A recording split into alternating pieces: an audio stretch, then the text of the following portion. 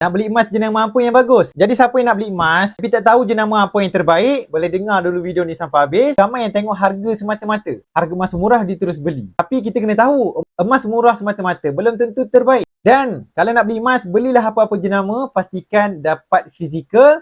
Walaupun urusan online, mudah kita nak keluarkan, pegang dekat tangan yang macam ni. Dan apa-apa urusan, yang penting dah disahkan patuh syariah. Supaya tak ada ragu-ragu dah nak beli emas. Tapi kalau kita nak beli emas tu untuk cepat dapat untung, at least 2 ke 3 tahun depan, kita tengok 5 ciri penting. Ini kata pakar emas. Yang mana emas kena tengok dia punya spread value, selisih harga. Jangan terlalu besar. Yang kedua, kita tengok mudah tak nak dapatkan stok. Walaupun harga emas tengah murah, ramai yang pergi beli emas, tapi kita tetap boleh dapatkan dengan mudah. Tak perlu nak berebut-rebut. Yang ketiga, kita tengok cawangan ada banyak tak. Untuk memudahkan urusan kita nak jual semula, nak pajak pula emas, mudah. Yang keempat, kita tengok harga. Kita bandingkan harga antara yang termurah, bukan yang paling murah. Yang kelima, yang paling penting, syarat jual beli tu tak banyak sangat, tak cerewet. Kita kena pastikan nak jual emas mudah seperti mana kita beli, supaya kita tak pening kepala nak dapatkan duit dengan segera. Pasal syarikat Mint Gold tu, saya tak tahu. Kena tanya dealer emas Mint Gold tu. Saya cuma dealer Public Gold, jadi saya tahu kelebihan emas Public Gold yang mana ada kelima-lima ciri penting ni